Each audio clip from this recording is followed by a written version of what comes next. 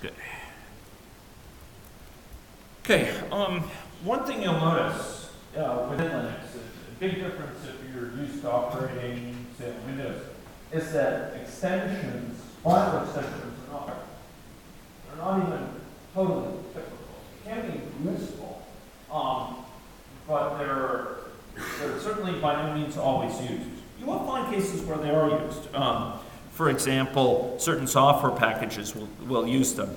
So you'll notice this .gz file. That was created by GNU Zip, for example. This .dat file. If you look in my foo folder, it contains an ALP file created by a package called AnyLogic. So these things are provided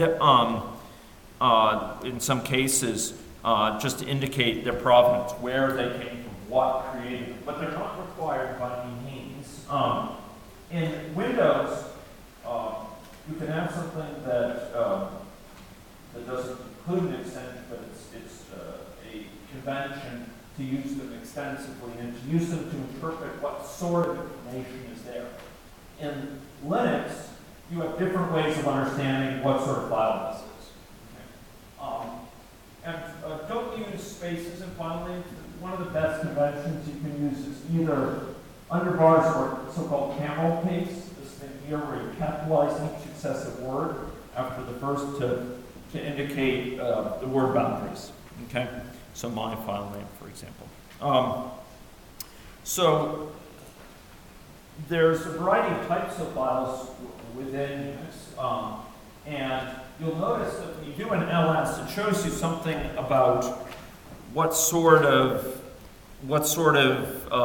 beast a given file is. So for example, if I do ls minus a and I less it, I'll notice that some of these, how can I distinguish here a directory from a regular file? Can anyone point out?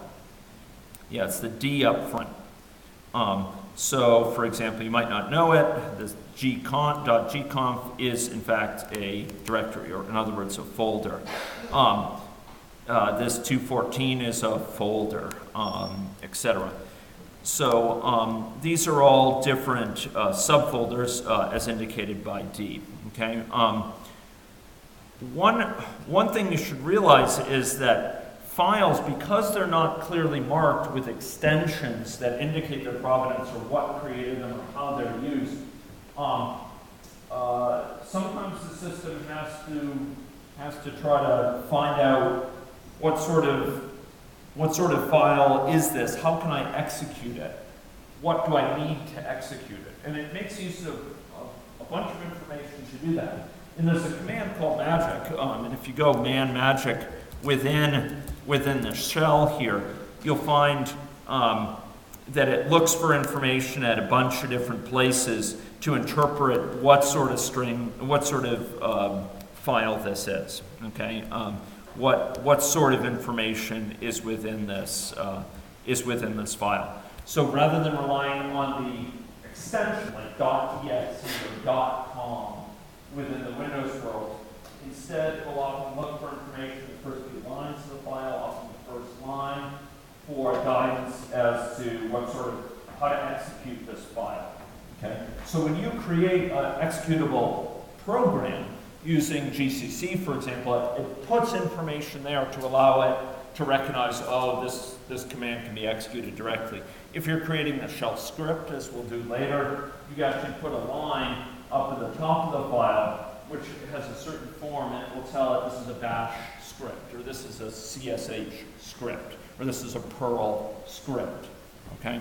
Python script.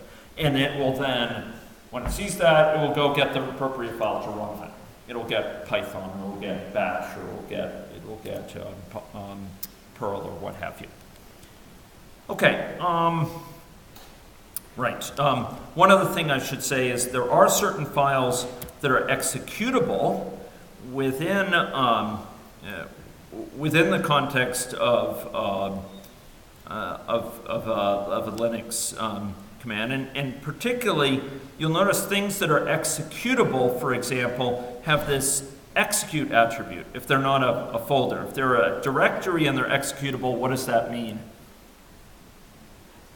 Yeah, someone has access to go into that directory. It doesn't mean you actually directly run as a program. But there's other things here, like this sh file here, that are not a directory. They don't have D, but they're indicated that you can actually execute it. Okay? So, for example, I could cat, in that case, or I can even just say lasset set, and it'll give me a set of choices here, set.sh, and you'll notice here that, excuse me, I'll do a more here, and you'll notice that from the top here, there's setEnv shown. When I left it, that was here, but it was down at the bottom in a way that's maybe hard to see. So here I can more this, and this is a single command. The setEnv here. It's a shell script in this case, okay? That's executable. I can actually run that, and it'll attempt to execute. In this case, it has to be run from a separate shell, the sh shell, and Bash doesn't know how fully to interpret it.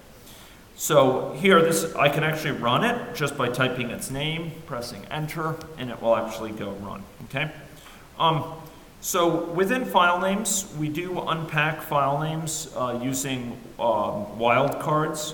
So for example, a star to match things that start with foo, we saw that earlier, or things that have foo and then bar and then something after it.